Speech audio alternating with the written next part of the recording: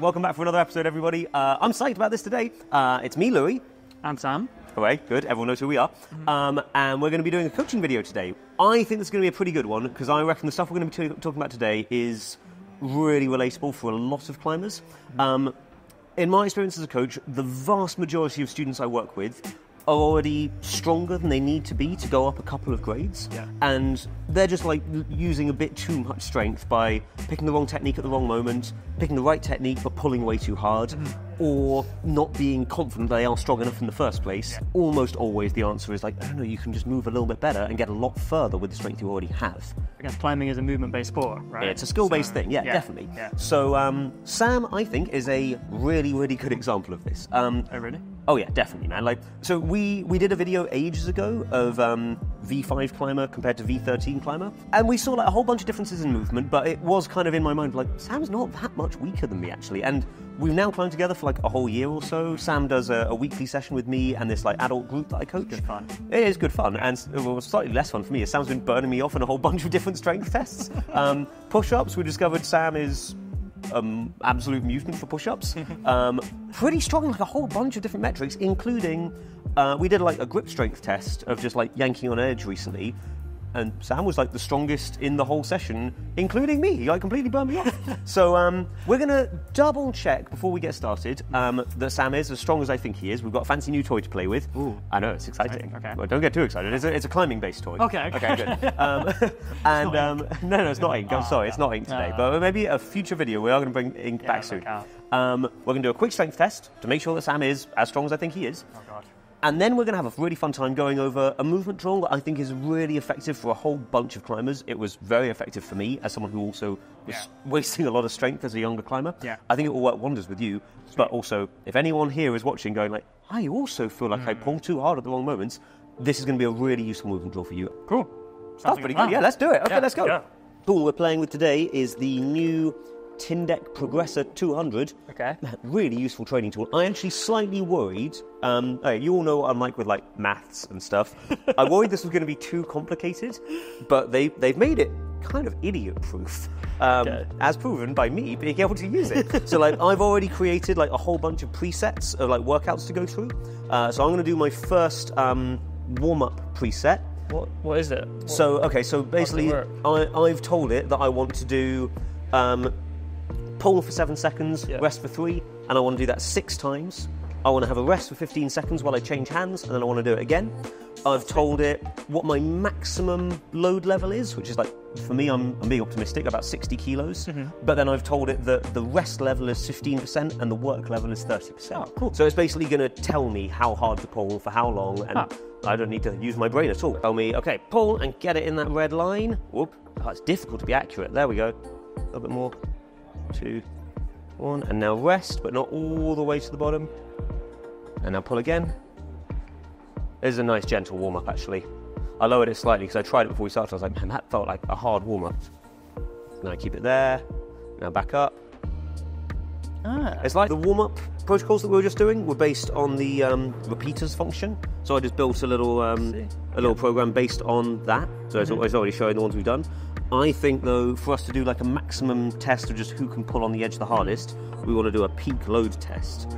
So this is just testing my maximum pulling strength. So you can see, like, if I pull a little bit, it just keeps showing me what, like, the most that I've managed to put through it is. So, okay, I'm going to go hard, and I'm going to set the highest I can. Come on. Come on. 63 now. 63. Yeah. That's big. And then let's try the right arm. Go on, try hard. Yes. 65.3. Oh, yes, wow. There we go. But right, Sam, you have a go at this. Yep. All right, left hand. Oh, it's on the right hand. Just on right hand. Oh, yeah, you're only doing right hand because you got a bit injured. Yeah. Go on, Sam. Oh my god. Oh my god. 71.2. What the hell? What did you get again? 65. Okay. So, well, yeah, there we go, folks. So, I was uncertain before. I was like, I suspect that Sam is stronger than I am, and now we have it proven with science. Thank you, Tindek. Yeah. So, well done. You are now Captain Cutloose. I should be climbing V13. I'm not. Well, let's go and find out why. Come on, let's go. Right, so just before we get on with teaching Sam to use that mighty strength he has, quick shout out for Tindeck Progressor 200. This is great. If you weren't sold by just watching us use it, I'm actually really, really excited about this because really easy to set up, even for a dummy like me. I've got the hang of it, and I'm using it pretty easily. And it being like it's super light, and it's definitely a lot lighter than 50 kilos worth of weight plates. So I'm pretty excited to bring this on travels with me. Now all I need to do all of my fingerboarding is a little crimp block, this, and something to clip it to that I can stand on. And now I've got all my training sorted. So I'm very excited about this. If you're excited about it as well, click the link in our bio, use the code CATALYST, easy to guess, and you get 10% off any of the Tindeck products. I'd recommend this one for your training. So I want to start with a movement drill that I've done for years, and I show to a lot of climbers, and now I'm going to show everybody. And then I'm going to get Sam to do this, but let's just talk through in detail how I think this drill works. So imagine a climber who has very little physical strength. As soon as they start climbing anything, the onslaught of demands on their strength is really, really obvious. Like, the holds feel bad, it feels hard to pull their way between them, so they have no choice but to naturally develop really, really good, smart climbing technique. And then later, they have to work on getting stronger. For a lot of us, though, Sam will be a good example of this. He's really strong, and so that onslaught of demands on his strength is so much less noticeable. Every move feels about the same, whatever he does. If we're on really easy climbs, anyway. There's no incentive to learn to climb better or smarter or to use any particular techniques. I know this, I'm talking about myself, I'm using Sam as an example, but I know when I was younger, I could climb everything like a gorilla, and it felt fine, and that was the problem. I never learned to climb anything any smarter. So, step number 1, notice what you're doing, start feeling exactly how you're moving and what types of strength you're using on the wall. So I'll go first, I'll do a little demo, and then I'm going to get Sam to try it as well. All I'm going to do, and you can try this for yourselves if you want to, I'm going to climb this very, very easy climb, but I'm going to put loads of focus towards noticing what am I actually doing. Is there more weight in one hand than the other? Am I pushing or pulling with my feet? How much tension am I holding in my shoulders? Should be clear, there's no wrong or right thing to do. I'm not aiming to use any particular techniques. I'm just looking to be more mindful of what types of strength I'm using. So I might start and go, right, well, there is a lot more weight in my right arm than my left. So actually, yeah, if I take my left arm off, nothing really happens. If I take my right off, yep, there's more of a loss of balance. My left foot is giving me quite a lot of balance, even though it's not on anything. But actually, most of the weight is in my right leg. Mm-hmm. Okay, so now I'm going to pull a lot harder on my left hand and push a lot harder into my left foot. And now all the weight to come off that right arm, but at the expense of putting more on my left. Okay, fine. Taking my weight onto my right again. All my weight is on my right hand. Yeah. Can take this off, Very nothing. Good. What about the legs? Tell me more about what your legs are doing. You're pulling or pushing with your left? I'm like pulling a little bit, and then pushing with my right. Very good. Again, now I start transfer. If I shift my weight to the right, the weight actually comes off my right foot and onto my left, so I can free up that right leg. Straighten that. A line of tension here, which I can show because my right arm's not actually doing anything at this point. So like I say, it actually doesn't really matter what moves you do. The aim is just, so straight away I'm like, I'm pulling in again. Okay, so I'm noticing that I'm doing that. So, seems like a weird, slightly hippie-ish thing to do. I don't do that every session, but before I teach anyone this exercise, I get them to do exactly what Sam and I just did, being a lot more mindful of the type of strength we're using. I actually think this is, now that I've done it for so long, I'm annoyed at myself for not doing it more when I was younger. Because obviously when I go onto hard climbs, it's the same thing over and over again of, I'm finding this move really, really difficult. How exactly is this move working? Where am I pulling too hard? How could I solve this? But I was never preparing myself for that task earlier in the session, and now I do it all the way through my warm-up. So it just makes me better at thinking about what I'm doing on harder climbs. Mm-hmm. So far, though, we've not actually looked at how to climb better. We've just started noticing how much strength we're using. Yep. Very good starting point, but now let's make it a little bit more direct. What I'd like to explore now is how climbing technique is not this is correct and this is incorrect. Mm-hmm. You're choosing to make different compromises. Yep. Now, on a really hard climb, the choices I make are really, really limited. It might be that the handhold is really bad and I need to find a way of not using it that much, so I need to put more weight in my feet. Mm-hmm. On easier climbs, I could do loads of different things, but I'm not made to think about what I'm doing, so let's explore it a little bit more closely. Most common thing most people learn, and I know I learned it in one of my first lessons, don't do all the pulling with your arms, you should keep your arms straight all the time. Classic. I think that's an oversimplification. To be really clear, like if I'm on great big overhang with really good handholds and I'm doing this for no reason, yes, that is definitely a waste of strength. At the same time, though, if I was using, like a really, really bad handhold like this, the absolute worst thing to do would be to lean up. Yeah, I can't hold it as soon as I do that. Yeah. So, again, this is why I'm explaining, like, we make compromises of how we use our strength. Sometimes it's appropriate to come close, other times it makes more sense to lean away. We're going to go for just exploring the idea of, if I had, like, zero strength in my arms and my shoulders, how would I have to climb this boulder? Okay. So, I pretend that my hands are like hooks and my arms are ropes, so I can like hook them onto stuff, but I can't like engage like that with it. Okay, so I already need to have that body awareness that we already practiced to notice if I'm pulling with my arms. Okay. So if I start doing this, relax. Okay, so I need to find another way to get there. I'm probably going to twist. I actually still can't reach it. My temptation would be to do that. Yeah. But actually, I think if I move further round, yeah, there we go.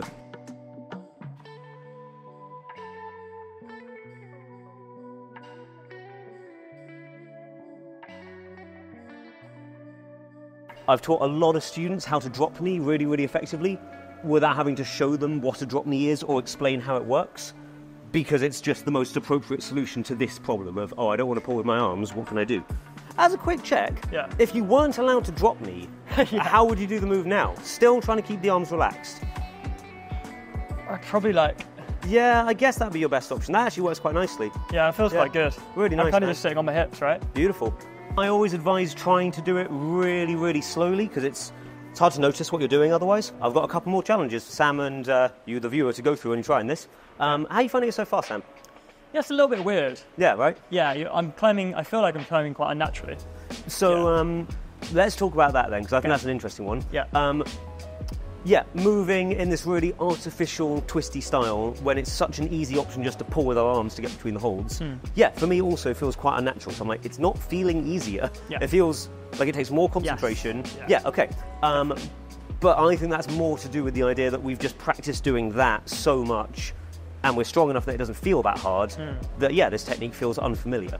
The aim of this drill for me is to make it feel so familiar that when I need to, it genuinely feels easier and I don't need to think about what I'm doing.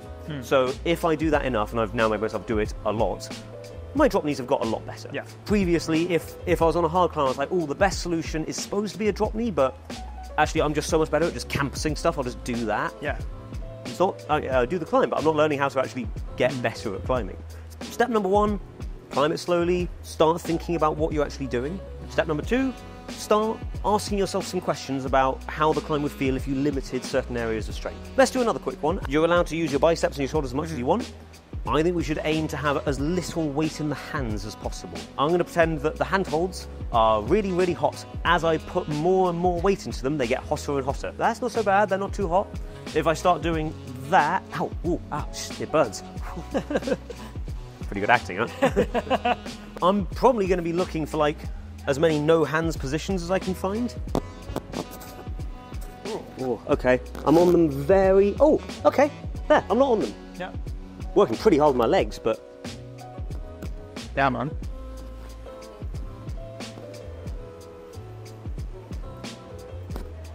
And, burning my hands. The only real wrong way to do this exercise, if you were absolutely yarding on every handhold and going like, wow, how good am I? I'm barely using any strength at all. If you're like climbing this and noticing, oh damn, I'm pulling really hard with my hands, that's the point of the exercise. You're doing it. Okay. Okay, that's better. Yeah, this is looking good, man. And it kind of just means like you're basically just doing and learning how to do the moves of a techie V5 up this corner. Yeah. But you're learning how to do it in your warm-up. It's on. Oh, that's hot.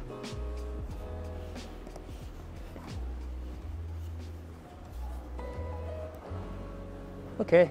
Nice, man. But for me, this is like a pretty deep topic of like, how do you move well when you're climbing? It's complicated. I would love it if you could just learn how to climb well by reading a book about techniques and going like, oh, cool, there are 9 techniques, I'll learn all of them and I'll just apply them. But climbing is more complicated than that. While you're warming up on easy climbs, be aware of how you're using strength and just keep asking yourself questions. Mindfully experimenting with how you move and how you use strength, I think is the best way of learning stuff. I remember we were all taught like, oh, when you drop knee, twist, so you get your hip close to the wall, straighten your arm, and then you can reach for the next hold. This is efficient climbing technique.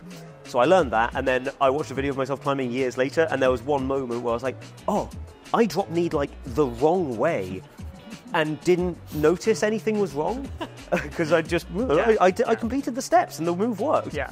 Now, this is why I like teaching people how to drop knee without ever explaining what a drop knee is and just going like, oh, keep your arms relaxed, see what happens. And they naturally learn that that's the best solution and they learn how it works properly.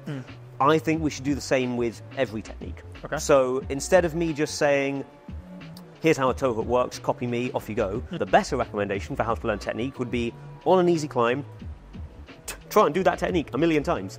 And keep thinking all the way through of like, ooh, how does it feel? What if I change this? Does that feel better? Does it feel worse? Then you will learn everything for yourself and you don't need me to coach you. Now we're going to do what I'd call like direct experiments. So I'll do the first one, do all the toe hooks. Oh gosh. Okay. I've done this a lot. I used to do this in all of my warm-ups. Actually, I think I would describe myself as like, this sounds like big talk, but I think I'm pretty world-class at toe hooks in an indoor gym. I'm very good at toes because I like toe hooks and I make myself do them like a lot. You find them a lot. Well, yeah, that's what I find interesting is the more you practice them, the better you get at spotting opportunities to do them. But I'm going to just say simple rule, hands stay on mint, any colour for the feet, a right toe hook to move the right hand, a left toe hook to move the left hand. So, okay, I want to move my right hand first, so I'm going to toe hook this white. Hooray, lovely. Okay, now I want to move my left hand. Nice. I think I'm going to toe hook this one now. Yeah. Ooh. Maybe this. Maybe this. Oh, no, not that. This one then. Yeah. Okay, I cracked it on. I've practiced finding loads and loads of toe hooks while I'm warming up. The result's been really interesting because it means on harder climbs, if I'm lucky, and I suddenly spot, I'm like, oh, the route setters didn't intend this, but because that volume's there's like a massive toe hook which makes the climb like 4 grades easier, so hooray for me. That's not usually the case. Usually the route setters are smarter than that. Often what I'd find though is on the hardest move of this like V9 I'm trying, there's kind of a rubbishy toe hook here, which they definitely didn't intend, but I'm good at toe hooks and it does a little bit, and actually it makes the hardest move like half a grade easier, so I can do it now because I found this toe hook. And I've tried to do the same with like all of the techniques I can think of so that I'm just better at spotting all these different opportunities. Oh, you know, there was a Storo video where they were practicing jumping through holes. Didn't see that one, but oh man, it was a good one. Okay. And they talk in the video about basically they spend so long doing it in this video that by the end of the video they're like, oh, it's like I've got whole eyes that can just see all of these opportunities to jump through holes. Imagine if you did that with every climbing technique. So like, I practice toe hooks a lot and now I've got toe hook eyes and I can see all the options for toe hooks. Adam Ondra has like the eyes of a fly where he can see every technique available at every moment. I'm going to pick a technique and I'm just going to explore it as much as possible over the course of doing my jug ladder. You'll get warmed up and you will expand your mind. We just did find all the toe hooks. Now we're going to do find all the heel hooks. Expand your mind. Is this episode slowly becoming more and more unhinged? Kind of, yeah. Okay, cool. I like it too. Yeah. Nice. I think you needed to do a left heel hook to move that left hand. Oh, did I move it? Yeah, okay. Oh, interesting one. Go on, what now?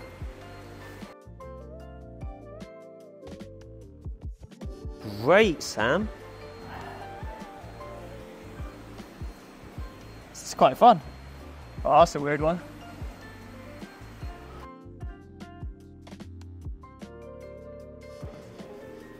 No hands? Ah, where do you need to put your left foot for it to be a no hands? Like more this way. Try that. See if that's the difference. Look at that. Well done, buddy. I like the jelly answer as well. See if you can answer the question, Sam. So you're being the students who are watching this video. Yes. What do you think, if you could choose any technique to practice in your warm-up, what do you think you personally should choose to practice? The ones I'm weakest at. Bingo. Yeah, obviously. Yeah, exactly. Yeah. So, yeah, you can, if you want to, spend your warm-up practicing a technique you're already good at. But you'll learn a lot more if you pick a technique you're not good at and make yourself learn that, though. So, like, I actually don't practice toe hooks that much anymore because I feel like I've maxed out the scale on how much toe hooking I can do. I'm doing a lot of like knee bar practice, more drop knees. I think I can be a little bit better at those. But my practice time is warming up on the easy boulders. And then at the end of it, you'll feel a lot smarter. And I've already gone through all the reasons why I think people should do this. Next thing that I'd recommend for the Sams among you, so people who are stronger than they need to be to climb harder, which again I think is most of you. A lot of you. Yeah. Something that I think a lot of climbers will benefit from is repeating mid-grade climbs with a focus on doing them better. And for this, I think I have a pretty good analogy. Okay. So, Sam, you ever play any music? I played piano ages ago. Okay, yeah, we're pretty much the same. And I think most people will be the same as this. If you're not the same as us and you have never ever picked up an instrument, don't worry, I think this analogy will still work for you. But yeah, okay, I also played guitar a bit when I was younger. I played piano a little bit when I was a kid.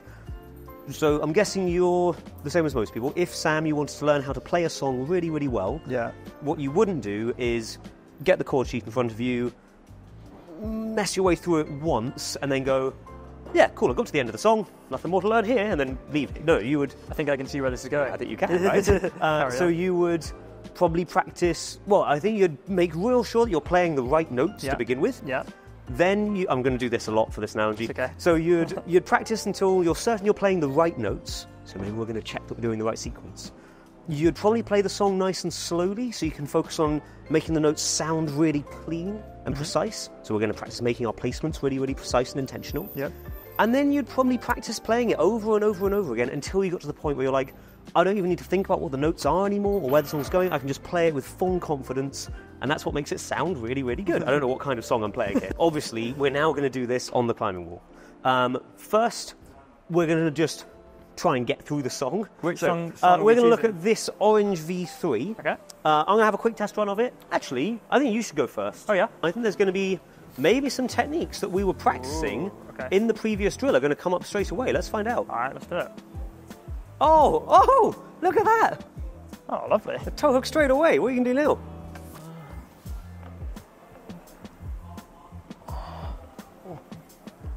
Now I'm a bit stuck. Yeah, nice. Very nice.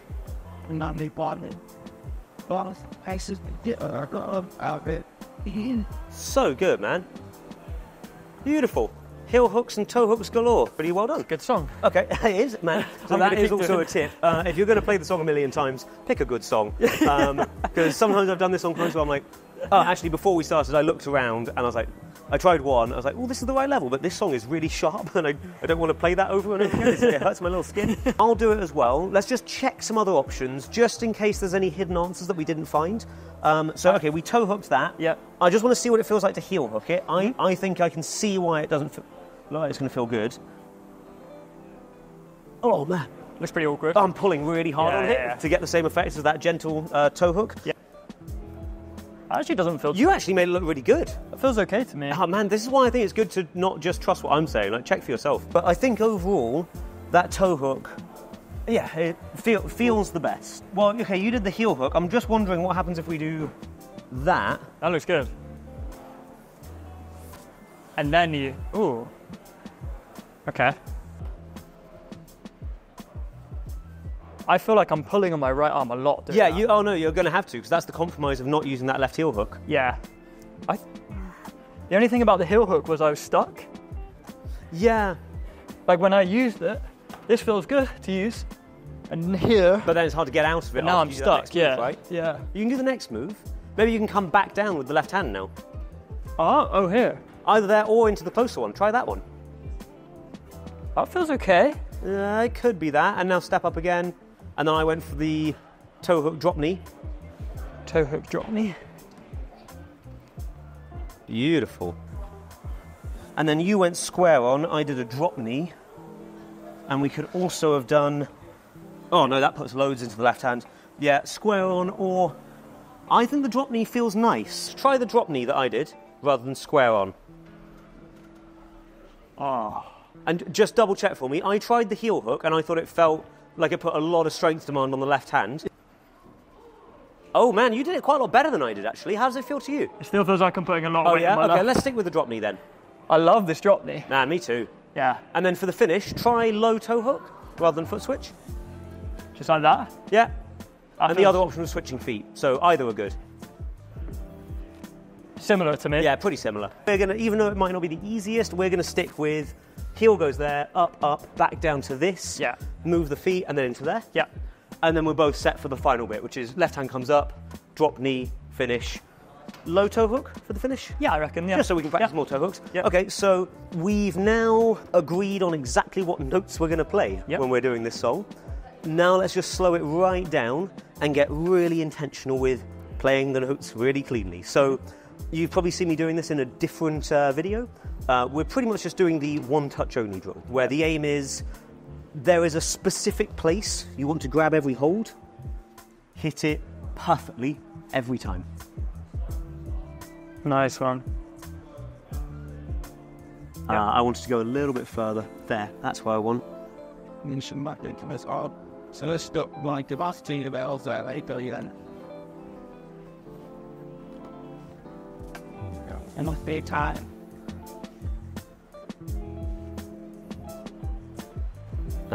Didn't want to dab the wall. There. Really nice.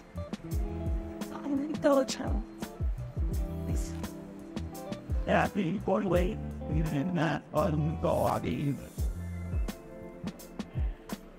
Super nice, man. So many ranges of techniques in there, it's great. I really like this climb. Yeah. From the point you're at now, I think you should go for as many more laps as you need, going really slowly. Yeah. But you let me know when you're like, I played it slowly, but I hit all those notes perfectly that time. Yeah. Yeah? So basically, I want to get to the point of rehearsal where I'm ready for performance. Exactly. Yeah? Exactly. Okay, nice. I'm glad you like the analogy. I like it a lot. It works well, that's why I use it. Yeah. There you go. Wait, are you?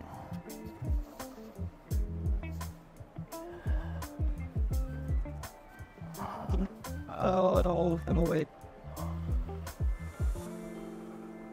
Hey. That was beautiful. Happy with that? Yeah, man, it was really, really... And you're climbing it at a really good pace now as well. Yeah. So, but I think I want to do a couple more laps. Yeah. We can always just stick the tripod on, because we'll take our time. Yeah, good idea. But the aim now is to get to the point where you're like, I would feel confident performing this piece in front of a lot of people. Okay. So yeah. I'm going to make myself lap it until I'm like, it's actually hard not to play it perfectly. Yeah, okay. So a few more goes. I'll go as well. Muscle memory. But yeah, I'm now wanting to like, I want to get to the point where I'm like, I don't even have to think about the sequence anymore. I just know where I'm going. Yeah. I don't really need to concentrate that hard on getting the placements right because it feels like muscle memory now. So, okay, let's give it a go.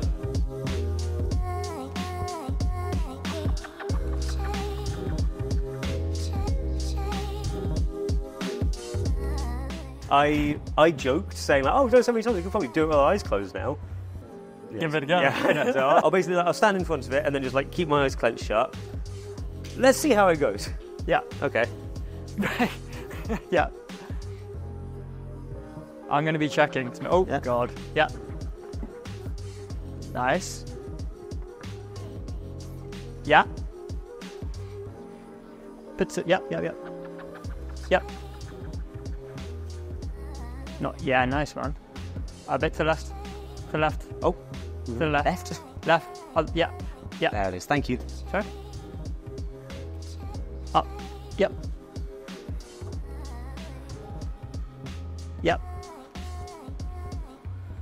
God, man, nice you should work. try that as well. It actually wasn't that bad. Man, you made that look okay. It was okay. Yeah. Really? I don't know, man. You try it. See what you think. Oh, I'll just say, by the way, folks, if anyone wants to do like blind climbing like we're doing now, I think don't do it with a blindfold on.